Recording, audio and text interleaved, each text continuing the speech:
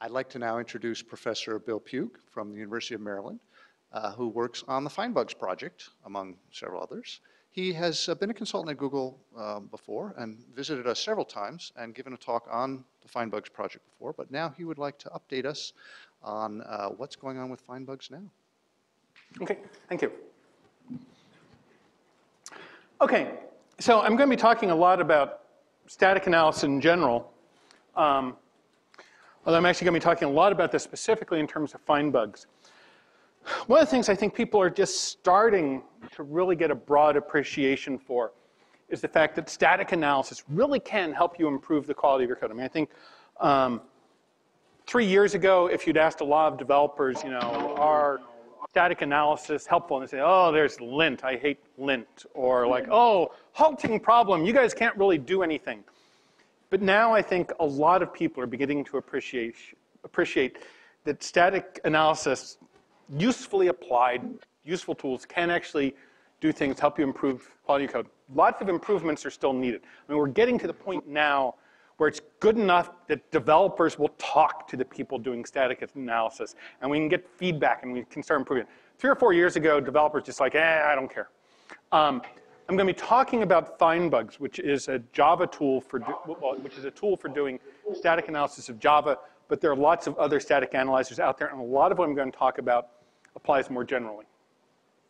Okay, so FindBugs is an open source static analysis tool. It's used within Google. It actually analyzes class files rather than source code. This is partially a historical accident, but it turned out to be fortuitous in a number of ways. We can generate either XML or text output. We can run it in NetBeans, Swing, Eclipse, Ant. At the moment we have, well, you know, actually this is out of date as of yesterday, but 225,000 downloads from SourceForge used by Oracle, Wells Fargo, Bank of America, a bunch of companies. Okay, so we really tried to look for software defects. There are also a lot of style checkers. And actually, one of the things you have to sort of overcome when you tell people, oh, I've got a static analysis tool that I want to use, it's like, oh, I've used style checkers before, I hate them, right? There are style detectors, and they're useful in some context, but that's different than actually defect detectors. We're actually trying to find mistakes that people made in code. And we can find hundreds of defects in each of several large apps that we've looked at, real defects, things that should be fixed. Okay, now this is the common wisdom, I think, that a lot of people have about bugs. I think this was certainly the common wisdom in the academic research community, and I think it might have been the common wisdom in a lot of the developer land, is that programmers are smart. Smart people don't make dumb mistakes. Therefore, if there are any defects and we also have good techniques, unit testing, pair programming, code inspections for finding bugs. And so, if there are any defects in my code, they must be really subtle stuff that would require really sophisticated analysis in order to be able to find.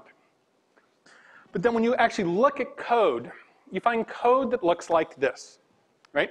If in is equal to null, then try closing in, right? And this is, of course, guaranteed to result in a null pointer exception if that close method is ever invoked. Right? This was from Eclipse, and this is one of the things that we find.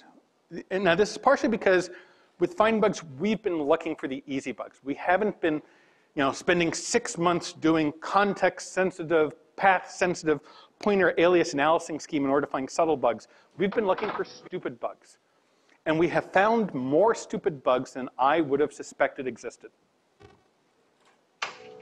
Okay, so nobody's perfect.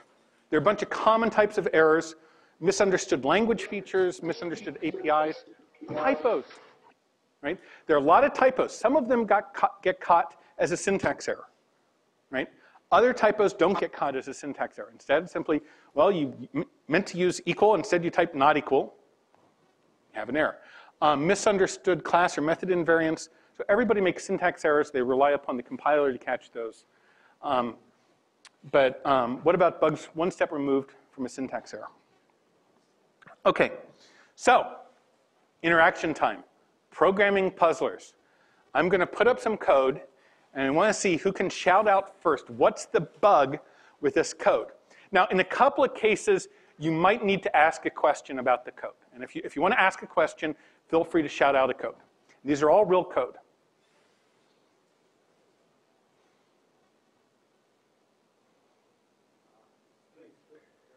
So shout it out. Equals null. No object can equal null, so that's always guaranteed. Right. So if column name were actually null, you'd get a null pointer exception. Right? So that won't ever work. Also, comparing to be equal with not with equal equal is probably a mistake. Right? Okay. Here's another one.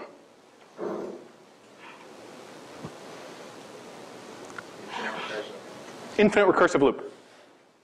Here is a method that, if invoked, is guaranteed to take the string that was passed to it, append monitor action to the front of it, and then call itself again, over and over again, building up a longer and longer string until either you run out of heap or stack. And I don't know which one would happen first.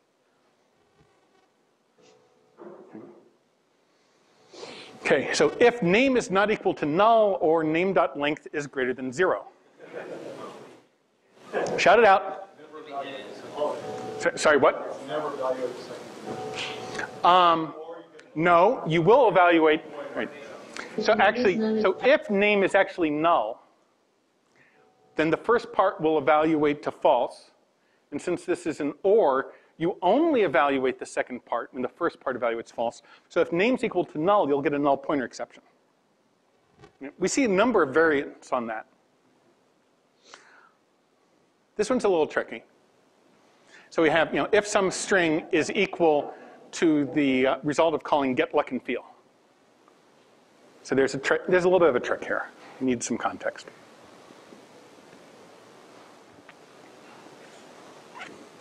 So the problem is here is get, look, and feel returns a class.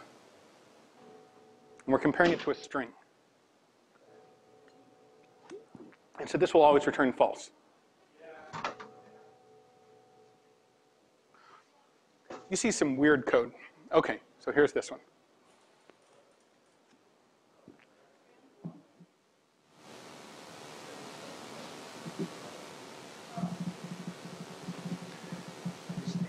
What's the type of end? Int. Sorry. It gets rounded, the division gets rounded. Right, so what it does here, because end is int, it's going to take int and divide it by 2 using integer division. Then math.ceiling takes a double, so it's going to translate the result of that integer division into a double, pass it to math.ceiling, which rounds it up, except it was converted from an integer, and then it converts it back down to an int. Right? Okay, so these were some of the examples of things we find in real code. Now, one of the things that we try to do is rather than just finding like 4 different things that we look for, we actually try to identify bug patterns, and we try to identify a lot of them. We have over 100, maybe 200 different types of bug patterns that we look for. Let me just talk about a couple of them. So this is actually my favorite bug pattern, the infinite recursive loop. And this actually arose out of office hours. A student came to me and saying, I'm having trouble with my constructor. I'm getting a stack overflow error, and I don't understand what that means. Right? And so here was the code. He had a web spider, and I'd actually given them, it was partially my fault, I'd given them a java.doc comment that said construct a web spider for this method. And so that's what the student proceeded to do in this method. He constructed a web spider. Of course, this was the constructor for web spider. The java.doc should have said initialize a web spider. Right? And after a second student came in with the same bug, I said, okay, well, this would never happen in production code, but students are making this mistake. So our students use FindBugs, so let me write this for FindBugs so I can give the students feedback. Okay, found 3 other students with the same bug. Now, before I actually added this to the FindBugs code base, I wanted to make sure that I didn't do something stupid. I'd make stupid mistakes too. I wanted to make sure I didn't do something stupid that would produce a lot of false positives. So I ran across the JDK, because there wouldn't be any of these in the JDK. And I found 4 infinite recursive loops in the JDK, including one written by Joshua Block, a one-line method that does nothing except return the result of invoking itself. Now, what actually happened here is there was a variable called foundType, a field. And the method was supposed to return the value of the field. And this is on the back of my shirt. And Josh has one of these shirts that he proudly wears. Right? And one of the lessons that I think everybody has to understand, smart people make dumb mistakes, right? You can't get embarrassed or uptight about the fact that a tool found a dumb mistake in your code. Everybody makes this. If Josh makes a dumb mistake, you are allowed to make a dumb mistake, right? So what you need to do is you need to embrace your dumb mistakes and fix them. Okay.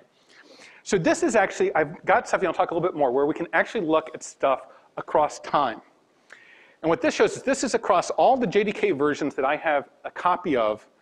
The blue line shows how many infinite recursive loops are in that version of the JDK.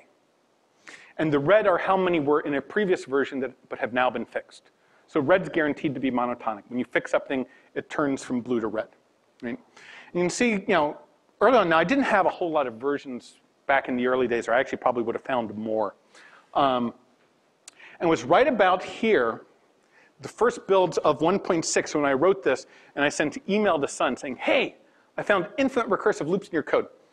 And real quickly, they fixed all the ones that I found. There's actually one that they didn't fix, but I didn't find it right away, because I actually had to improve the tool to find additional infinite recursive loops. And I thought, wow, that was great. I fixed infinite recursive loops. And then about 6 months later, they started adding more. And it's like, hey, guys, you're adding more. Why aren't you using FindBugs? And I filed bug reports, and they eventually fixed them. And then, a couple months ago, they added another one. Actually, this one got fixed in the latest build. There is still one infinite recursive loop that was introduced in Java 1.3 that I've not been able to get them to fix. And I need to sit down, it's in code which is actually hard to test because it's in the crypto stuff, but I need to actually write a test case to get them to fix the damn thing. It is my goal, I don't think I will accomplish it, to get 1.6 to ship with no infinite recursive loops. Okay, this is actually something else we can get out of our tool. So this is for each infinite recursive loop. This sort of shows when the bug appeared and when it disappeared. And so you can see that there's one bug that's basically persisted for the entire duration.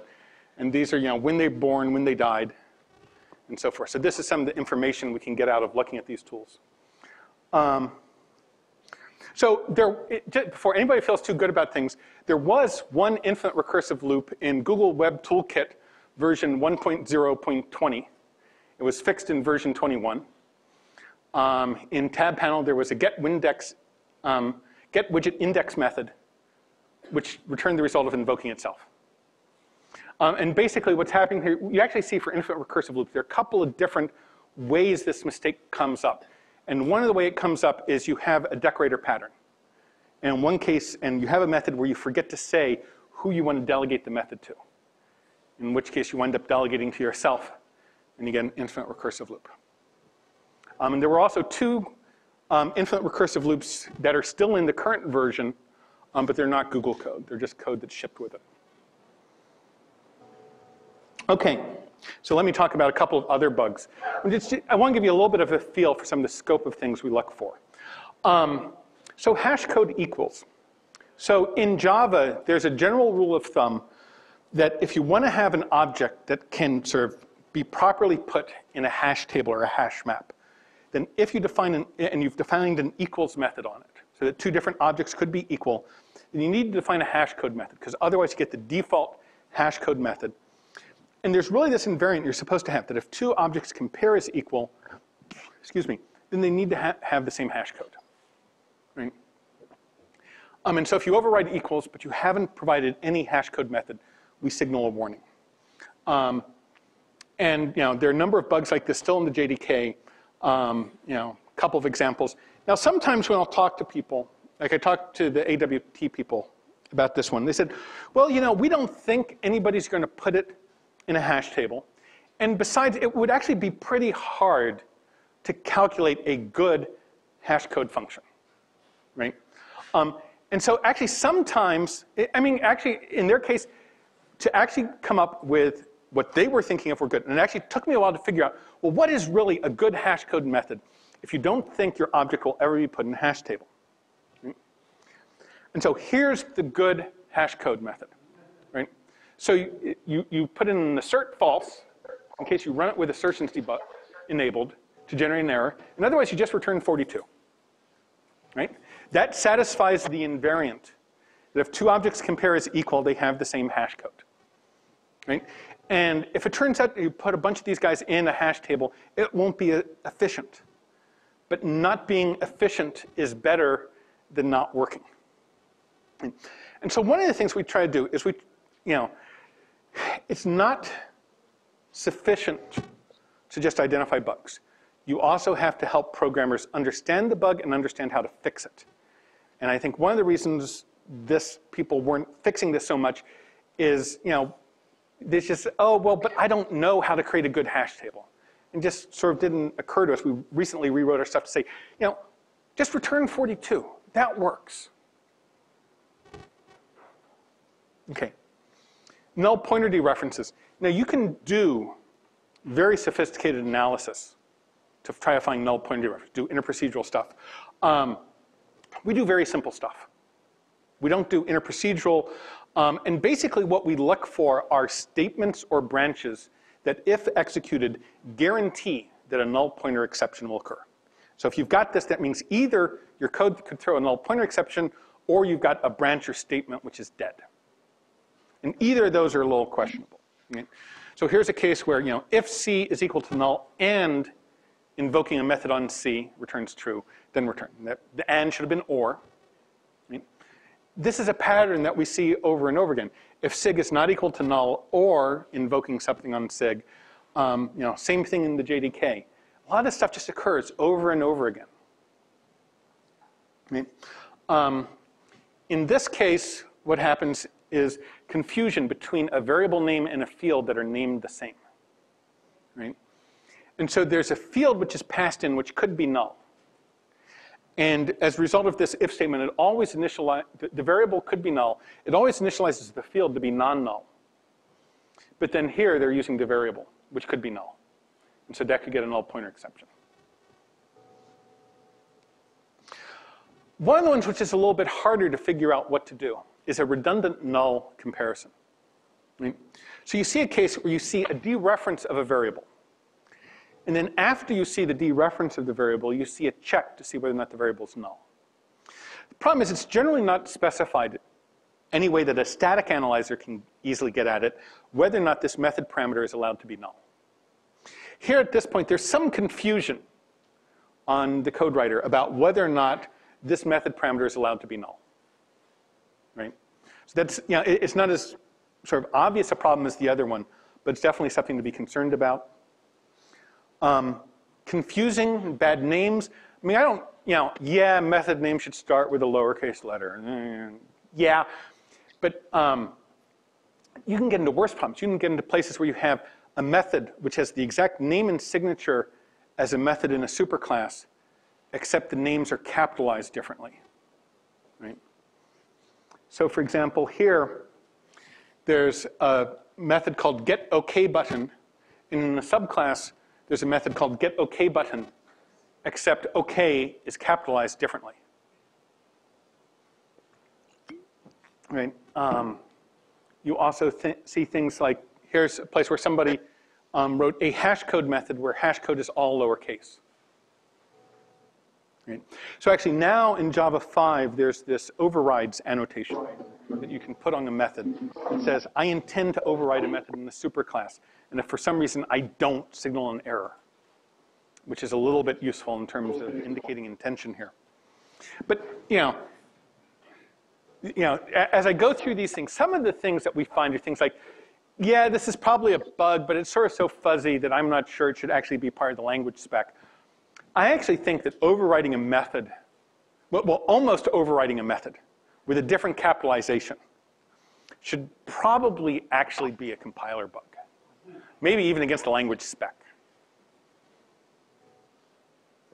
Okay.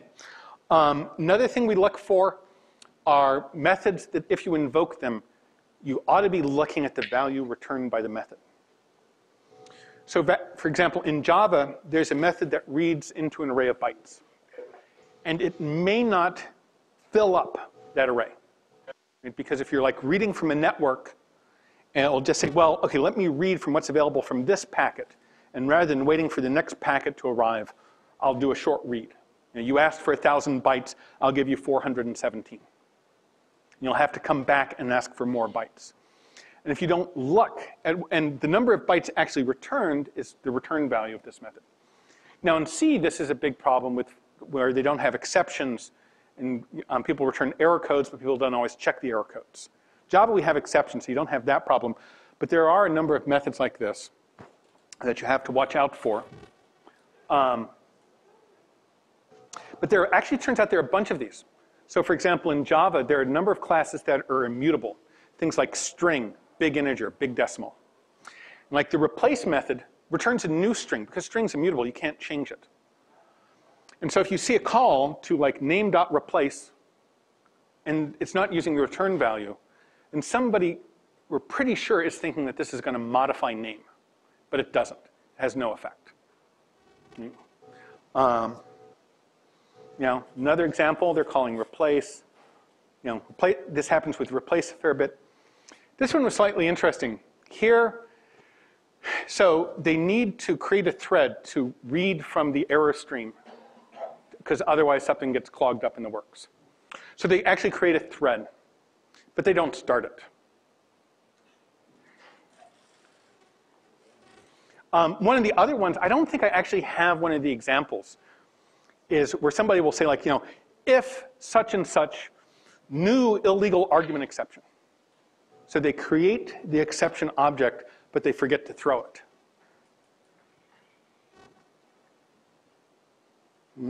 Here's a substring. Okay. So, like I said, there are a lot of these places where there's some method that if you invoke this, basically it doesn't make sense to invoke this method as a procedure, only as a function. Okay. Synchronization, concurrency. These are hard errors, right? Our ability to correctly identify synchronization deadlock issues is not as good as I would like it to be, and it's because it's a hard problem. And it's also an incredibly gnarly problem as far as testing, as I'm sure most of you are, because these concurrency problems don't reoccur reliably. So one of the things, but it still turns out that there are some problems that you can find using simple techniques. And so one of the things we look for is, okay, if you have a field, and almost every time you access this field, you're holding a lock. But there's just like one method where you're accessing this field and you're not holding a lock, right? Then it's quite possibly an error. So this is inconsistent synchronization, something where you're holding a lock most of the time where you're accessing it. So for example, here there's, for vector, this was from GNU class path. There's a field element count, and almost all the time when you access element count, you're holding a lock, except for the last index of method, where you're not. And as a result, the last index of method can throw an index out of bounds exception. Right? So once again, one of the problems, and this comes back to one of the things which is tricky with a lot of these tools, is we actually don't have the design of the code. We don't know, is this class intended to be thread safe, right? But we can look and we say, gee, it sure looks like you've got almost all your methods synchronized, and you've got all these fields that you're protecting using synchronization. Maybe you actually intend for this class to be thread safe. If we actually had annotations, and some people have proposed some, that would give us some of the design of the class, then this stuff would be a lot easier to do. And of course, the question is how much annotation burden can you put on developers before they start saying, not for me. There are a bunch of other gotchas with synchronization. So here's something that comes up from time to time. This was an example in JBoss. So we check a condition, and if the condition isn't set, then we grab a lock and we wait for the condition to be set. And what can happen is another thread can set the condition in between the time when we check it and when we grab the lock. And so it will actually set it and do the notification. And then after that, we get the lock. And so we will have missed the notification. And so there are a couple things here. One of the things is a call to wait. Should generally be in a loop. And you should be checking some sort of condition on it in order to make sure that you will catch the appropriate changes. OK. So those are just a couple of the bug patterns. Let me show you some overviews of some of the things we found on a couple different tools. So this is Glassfish, which is Sun's app server. 29 ignored returns values that should not be ignored. 59 classes that have an equals but not a hash code. 9 calls to equals that will always return false because they're like comparing a string and a string buffer for equality. 18 statements and 98 branches that if ever executed are guaranteed to throw a null pointer exception. 10 methods that if ever called will invoke themselves again in an infinite recursive loop. And a checked cast that is guaranteed to always throw a class cast exception. Here's some stuff from WebLogic. 1,166 ignored return values. I'll come back to that. 245 classes that define equals but not hash code. 45 calls to equals that always return false. Statements, 35 statements that are guaranteed to throw a null pointer exception. 21 infinite recursive loops. 4 impossible casts. The ignored return values, there were like 1,000 calls to substring. And it turns out that this was automatically generated code. And actually, one of the things which is interesting, because of where we run, is if you have some process that takes something from your database schema and uses that to compile down to bytecode or something like that, we can actually check that. So something in their process for automatically generating calls was actually generating a call to substring where they were ignoring the return value. Calls to big decimal.set scale, exception creations where they were saying like new runtime exception but not throwing it. Call to big integer.add. Okay. And one of the things we do, like I said, we don't just look at a handful of things. We try to come up with lots of little things. Every time we find some interesting bug. And actually, it turns out students are great at generating bugs. Right? But developers too. So here's a case where somebody is trying to take an array of bytes and turn it into a long. And actually, this is just bad code in general. But there's a very specific bug here, is that an array of bytes is an array of signed bytes. And so here, we're taking the result, shifting it by 8 bits, and then ORing in a signed byte. And that's just not going to work. Right? And you have to do, in a lot of these cases, you have to do tuning in order to do it. I mean, just checking places where you're doing an OR with a signed byte, that gives too many false positives. And there is actually a fair bit of skill in terms of figuring out, well, what sort of heuristics do I use to try to get as many real bugs as possible and not too many false positives. Okay, so that's the bug there. Okay, so let me just talk real briefly about some newish features. So behavioral annotations, actually, I think that's not the name we're using now. Annotations for static analysis. So one of the things, hopefully, we're going to propose as a JSR, we've actually got some of these features done, is you can use annotations in your Java code to indicate things that the Java libraries will check. So for example, you can mark a method parameter as being non-null. And saying this method should never, this parameter should never be null. Or that the return value from this method might be null, so if you invoke me, you better check it. Check return value. That says if you invoke this method, you better not ignore the return value. These are things like, for example, for string. All these methods on string. Right now, we've sort of hard-coded it.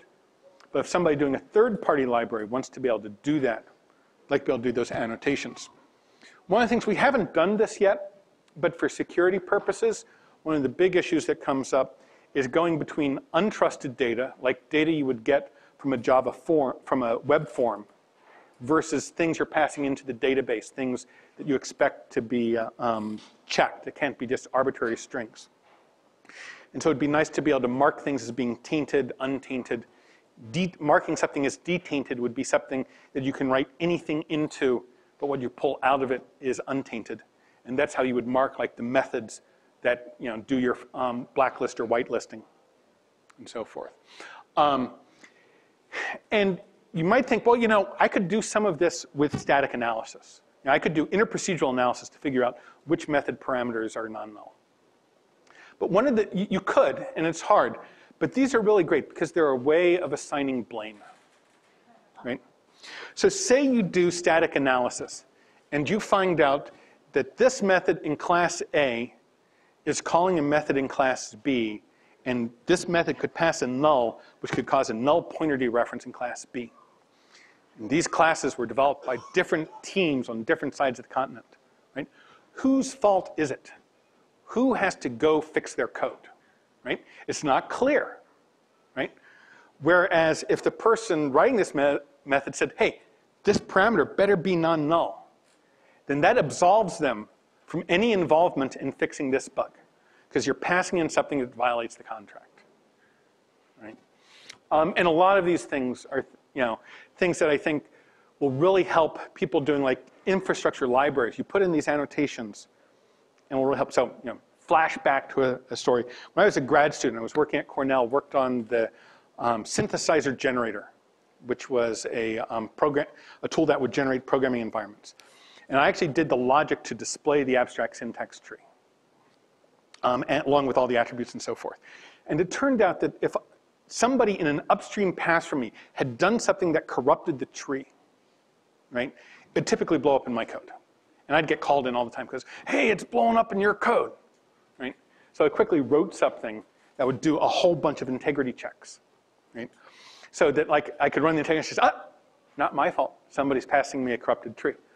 And that's one of the things you can do with these annotations is that you can sort of wall off your code from having to deal with the warnings being reported by the static analysis tools. Yeah? Isn't that what assert is for? I mean, you can say assert null, and then it will blow up with someone they're using assert. Well, so,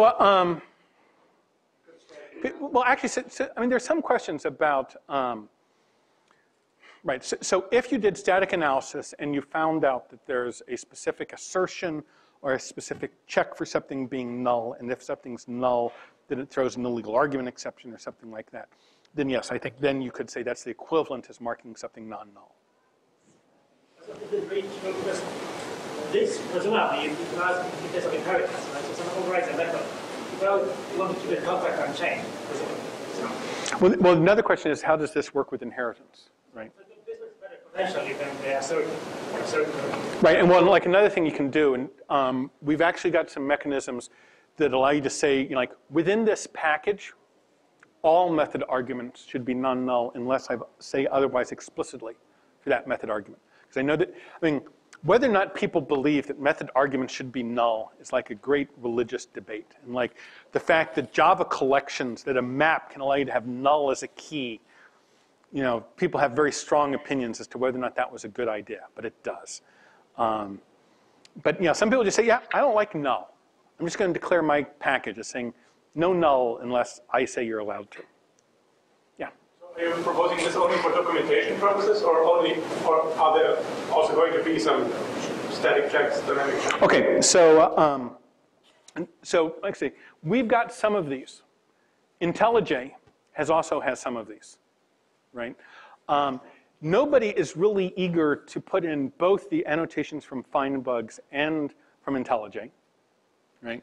So what we really need to do is, first off, we need to get a standard. We need to have this part of the Java process so that we can come up with standard names and actually really agree on what could be null means, or nullable, or whatever it is, what exactly that means. And then it's really, I mean, it's part of the documentation, but in a way that could be checked by tools. So for example, you could use it in a static analyzer, but you could also imagine doing something, say, okay, we're going to do some rewriting of the class files so that if you've marked something as non-null, an assertion will be thrown if any of these things are null, right? So I mean, the problem is JavaDoc sometimes describes stuff well to humans, but it's really hard to get good stuff out of that for automatic tools. And so it's documentation that can be used by tools for either static or dynamic analysis. Yeah? I mean, how about move some of these features into the language itself, such as introduce some type qualifier, like tagged, untagged, and enforce the API. Sometimes some API must accept the tagged, untagged input. And I think that sometimes it's better than the annotation because people don't like annotation. Don't like writing. So the question is actually improving the language to fix this. The hurdles involved in actually changing the Java language are substantial. They're not completely impossible, but they're substantial. I think the one thing that we may see is that there's a proposal afoot to also expand the number of places an annotation can occur, right? To basically allow you to do some custom typing and so forth. So like right now, you can't say that this is an array of non-null strings or a array list of non-null strings, because you can't put an annotation there. You can't put it on a type parameter. But one of the things to do would be expand where the annotations can go. And the other thing is that if you make it part of the language, then you're really sort of saying that, okay, whatever list of things we come up with, that's it, period, right? Whereas if you do make it sort of like, well, it's a common set of annotations, and it's sort of like, well, and then like next version, maybe we add 2 more annotations, and a couple more annotations, and you have a couple more. So are you familiar with Guy Steele's talk on growing a language? It's a great talk, but basically Guy said that, you should, rather than putting a lot of features in the language, what you should try to do is you should try to make the language so that it's possible for, for users of the language to extend it. Right? And I think what we should be thinking about is how do we change the Java language so that these annotations are useful and can be applied to all the places where you'd want to do them, but trying to hard code into the Java language, what are the set of annotations you'd want to need? That would be limiting. I mean, people have thought about, do we really want to put like read-only or non-null into the language? You might come up with 2 or 3, but there's certainly other things like check return value. That's not going to be part of the language. And tainted, not in Java, maybe the next language. Okay. So another thing we've got, it's one of the least known features of FindBugs, for those of you who've actually used it. A couple people I've talked to here said, I didn't know you had that. Is we can keep track of a historical record of bugs. So you run FindBugs on one version of the code, and now the next night you do another build of your software, you run FindBugs, and you can actually combine those results. And do this every night or every build, so you get a history. And you can say, okay, now let me see what are the FindBugs warnings that have been introduced into my code since the last time we did a release. And those are the ones that you want to perhaps give greater attention to. Because it's often the case that you run FindBugs over a large piece of code and you get a lot of warnings like, oh, I don't want to deal with these, right? But I think that saying, well, let me just look at what's been introduced since the last time we released this to users. And that'll hopefully be a pretty small list. It might be something worth looking at. Okay. So I've talked a little bit about what I've done. Let me talk about some of the things I'm trying to figure out. What is the fruit distribution? FindBugs, I've always described people, FindBugs looks for low-hanging fruit. I mean, I showed the detectors we look for. They're all simple, right? But I want more fruit. Where do I go to get it? Do we write more sophisticated analysis to do interprocedural stuff that understands fields and so forth? Do we go higher up in the tree? Or do we write more shallow but general bug detectors? Or do we write application-specific bug detectors, right?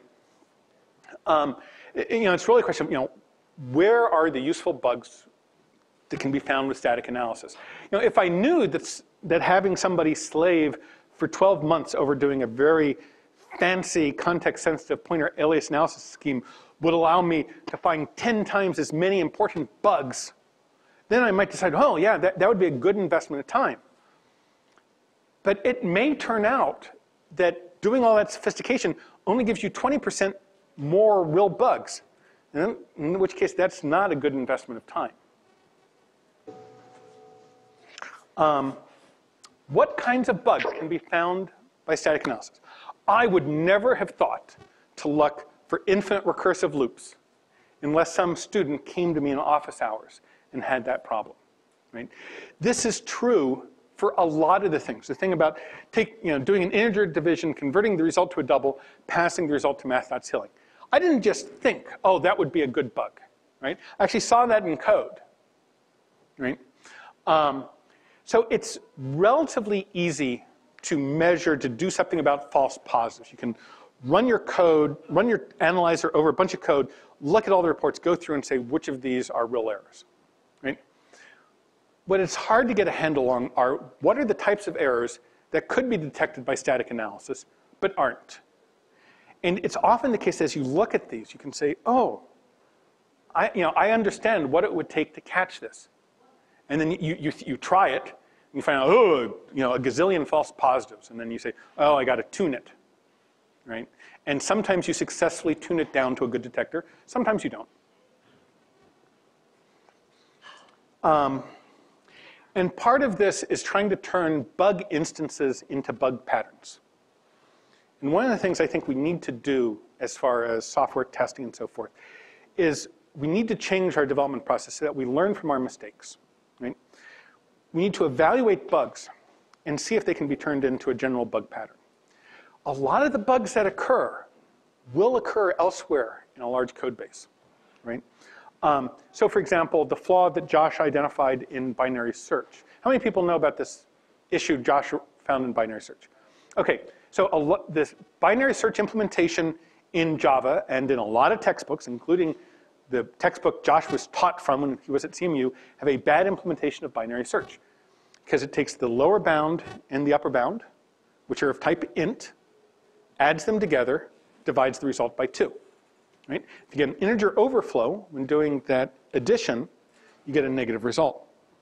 It turns out, like in Java, what you just do is you add them together, then you do unsigned right shift, and it works just fine. And maybe somebody at Google was doing a binary search in an array with more than 2 to the 30th elements and got hit by this. But I now took that and turned it into a bug detector in FindBugs, and we now look for it. Example of trying to do this, one of the things I do is I get every build of the JDK, and they have a list of what bugs were fixed. And I look through them and say, okay, are any of these things, and like a lot of them are like, oh, cleaned up JavaDoc, I don't care. But I look through and say, okay, is this something that could be part of a bug pattern that I could try to fix, right? And so in build 89, they fixed a serialization bug in array blocking queue. And basically it took me 5 hours of work from start to finish to write and tune a bug detector to find that problem, and I actually found 17 other erroneous classes in the JDK that all had the same problem. So the problem was it was a class that was serializable, but it had a transient field. So a transient field is one that is not saved by the serialization mechanism. And it wasn't being reset when you deserialized an object by either a read object or read resolve method. And so you first do that and you find out, oh, it's giving too many false positives. There's this whole tweaking process. So for example, it turned out this was a field, like in some of them, it was a field that was set to -1 in the constructor, but it was transient. And so when it was deserialized, it was set to 0. And that gave the wrong semantics. It was a cached hash code, and for some reason, they decided to have the value to represent an uninitialized, uncomputed hash code to be -1. And so, for example, if the transient field is set to a non-default value in the constructor, then I have to elevate the priority. And this was able to give us those bugs. And that was 17 defective classes, and I think was 49 classes where we got the warning. So more than 1/3 real errors. How can we make it easy to write bug detectors? Right? Now this was something that when we were starting to do this research, we said, well, why don't we start by figuring out a nice high-level pattern? But I was like, I don't really know the scope of what are the types of bugs to find. Let's just write bugs, and we can use Java. It's Turing complete, right? To write our bug detectors. Now I think we've got enough of a scope that we can start trying to figure out. So like I said, I can do this for the JDK. I don't really want to be doing it for the JDK. I want Martin or somebody else to be doing it for the JDK, and I don't want to be doing it for Google. And if all, we get lots of developers doing this, right? And some of them may be company-specific practices. Some of them may be general, right? I think this will be very helpful. Okay, so I think we have enough examples to start thinking about this. Okay, how can we make static analysis pervasive? So state-of-the-art static analysis has a lot to offer, more than I think many people suspected. What are the practical and cultural issues that need to be surmounted to make it pervasive? Now, I am quite aware that there are things about FindBugs that probably suck, right? Things that make it really hard for people to use. And one of the things I'm hoping to do is like figure out what are the points of pain in trying to use this. I haven't, unlike companies that have field engineers, I haven't done as many trips to companies to see how that works. It's one of the things I'm doing here this summer, right? One of them is false positive suppression. And people worry about with these tools, false positives, like, well, if you deliver no more than 50% false positives, that's not too bad. But the thing is, nobody wants to look at the same false positive more than once. It's one thing to look at it once. People will tolerate that if you don't have too high a false positive rate. But if you run a tool and you fix all the real bugs, then all you have left are false positives. And the next time you run the tool, maybe you've introduced one error, but you still have 500 false positives that weren't fixed from the last time.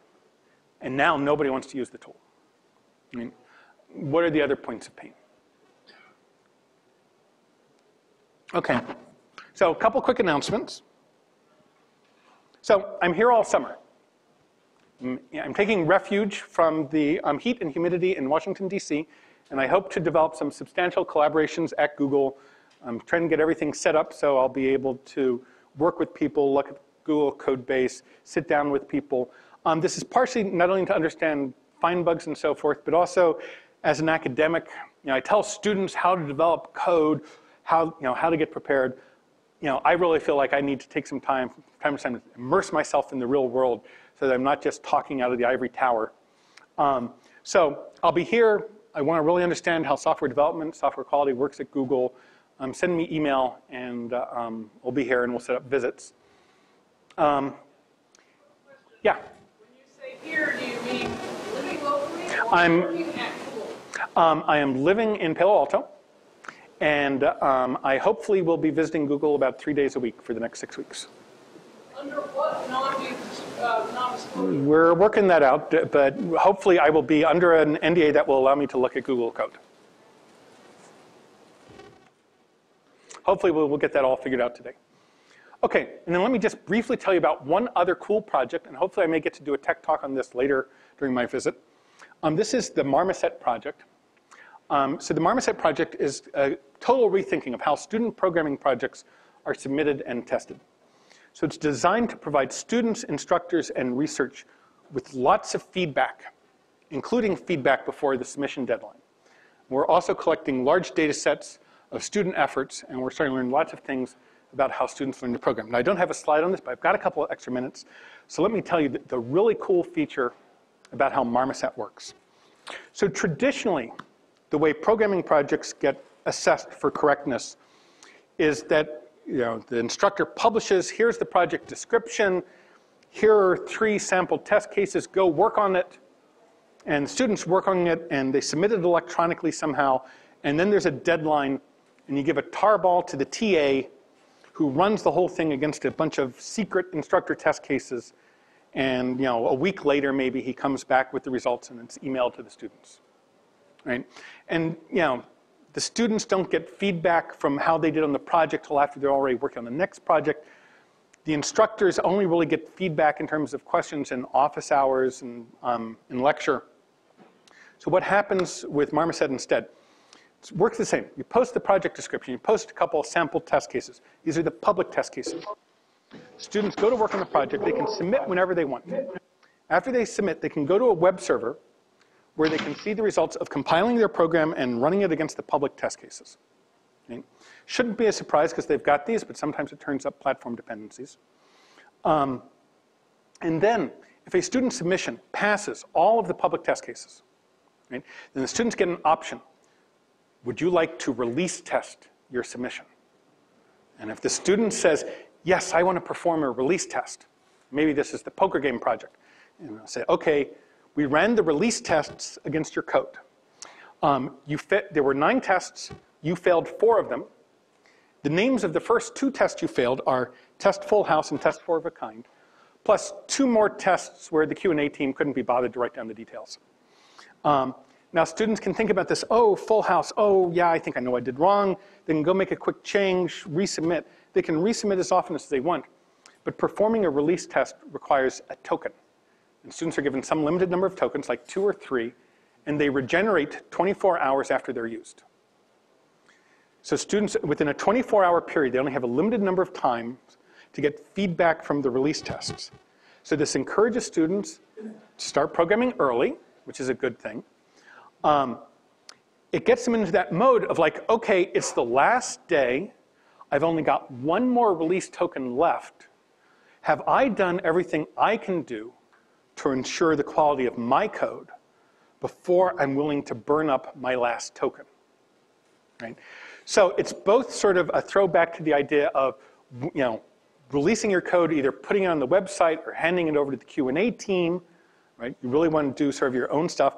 Or for us old timers, and I'm barely an old timer, it's turning your card deck over to the computer operator, knowing that it's going to take like 3 hours to get your answer back, and you really want to like desk check your code, because if it's really embarrassing to turn in a deck with a stupid error and have to wait for that long turnaround. So, and the other thing is instructors get feedback. We run all the tests as soon as stuff is submitted. So instructors can see at any time how many students are passing each test case and get all sorts of feedback from that. But we also collect snapshots of student code from every time they save their files. And here's some of the data.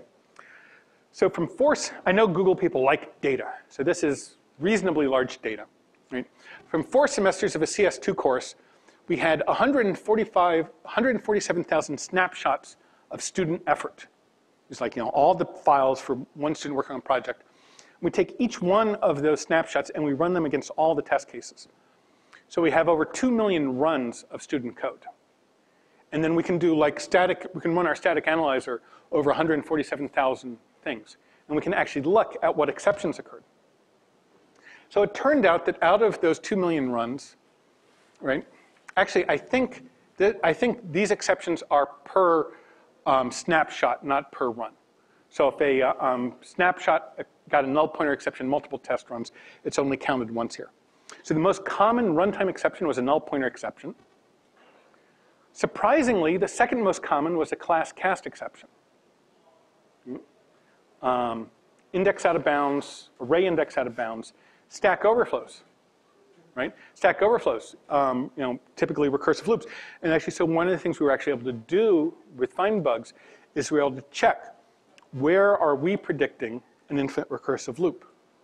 Where are students encountering a stack overflow, right? What are the places where the students are getting a stack overflow, but we're not predicting an infinite recursive loop? And you can just eyeball them. And in some cases you can say, oh, well, this is mutual recursion, and our analysis doesn't detect that. But in a couple cases, we were able to use that to improve the analysis, and actually improving the analysis, catch more of the student errors, is what led us to improve it to find more infinite recursive loops in the JDK. Okay, so that's Marmoset. Okay, and I'm done. So questions? Yeah? How does FindBugs results interact with test coverage? Like, do you think, is your experience that code that's more highly covered has fewer bugs found by FindBugs? Yeah, I mean, it's certainly the case that a lot of the errors we find indicate code that has not been tested. I mean, when you find a method that, if invoked, is guaranteed to throw a stack overflow, obviously something was lacking in the coverage. And actually, in some ways, there's sort of an interesting trade-off.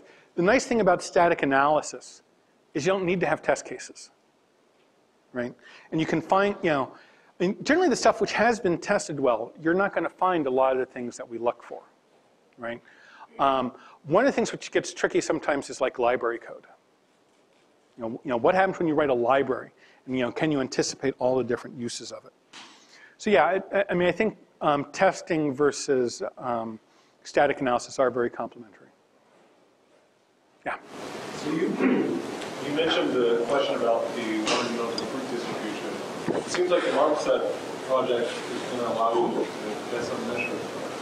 Right. So I mean, with FindBugs, we've been able to do lots of stuff in terms of looking at open source projects. But generally, what we don't have for open source projects is, well, what are actually the errors in this stuff? We don't, you know, to the extent they actually have test cases, you find that if you want to pull like a bunch of different versions of Apache off a source site and actually run them all, it's really hard because they all have all sorts of dependencies.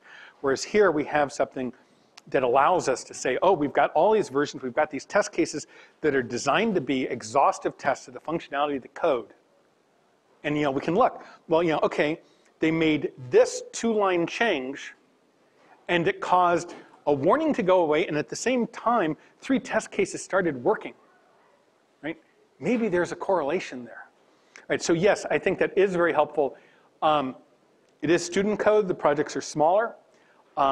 We found more connection than we would have thought between bugs students make and bugs we can find in production code.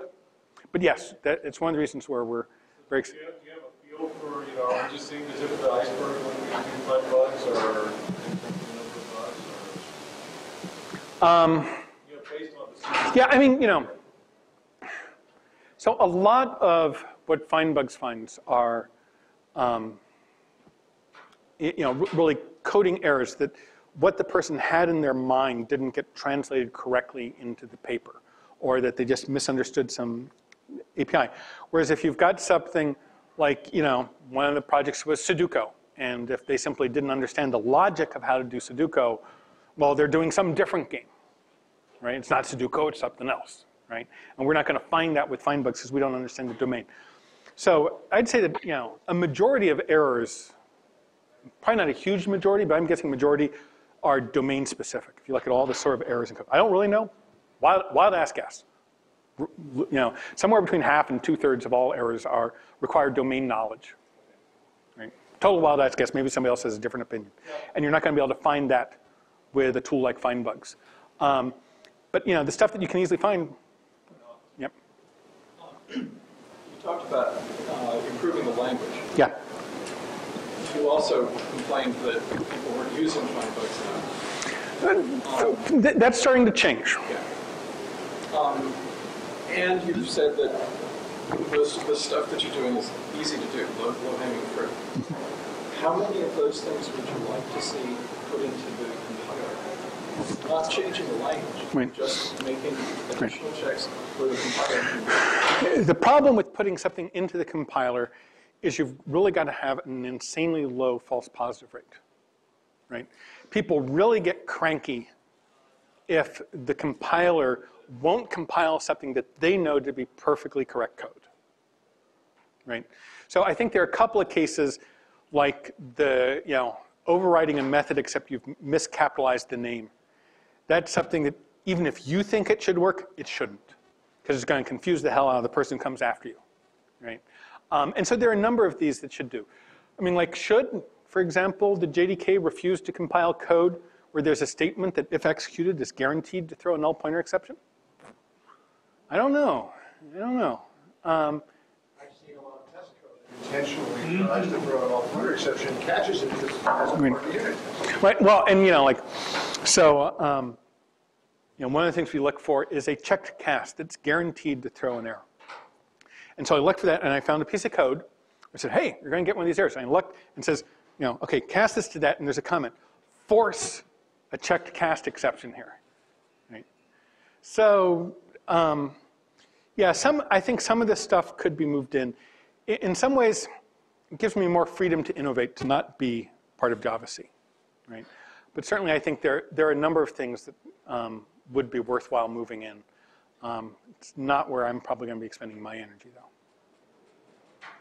though. Probably more thinking for the next language. And part of it is, you know, Java, you know, I beat my head against changing Java in a few areas, and I do it when there's a good payoff, and I don't think it's good payoff. Next language, I think, modern language is a hard language, and people are going to make stupid mistakes, right? I mean, that's the thing. I don't think it is. Either it's not possible, or if it was possible, it wouldn't be desirable to have a programming language in which you couldn't make stupid mistakes, right? And one of the things that Java's done is it's limited the impact of errors. And this is one of the things. In like C and C++, when you make a stupid error, you can corrupt your memory in subtle ways that can't be detected until far away, and it's very hard. Whereas in Java, a lot of stupid mistakes turn into runtime exceptions. And those are easier to catch, easier to deduce. Actually, so I think that I'd say that the biggest problem as far as where FindBugs needs to do better, where software quality needs to do better, is going to be concurrency, right? Suddenly, everybody's going to be running on 2 and 4 and 8 and 16-way processors, and all this code that worked fine when you were running it on a single processor machine is going to start falling down. Talked with Cliff Click, who works at Azul Systems, and he says, every time they have some customer that comes in, and they say, well, let's see how our software scales on your system, and they run it on their 384 processor system, and the software immediately falls over. They say, oh, you've got a crappy machine. And like, no, it's just like, okay, let's turn on a couple of switches to like over-synchronize everything, and it runs just fine. It says, you have a synchronization problem in your code, right? So I think trying to deal with the fact that within 10 years, 8-way and 16-way laptops might be headed our way. I think that trying to figure out that and figuring out like the right way to teach concurrency and so forth, and the right frameworks for concurrency, that's a big problem. And a lot of these other things, I haven't talked about all the problems with web frameworks and so forth, and all the types of errors and so forth you can make there. Other questions? Okay, so I'll be here for lunch. Anybody wants to join us for lunch, come on up to the front. Thank you.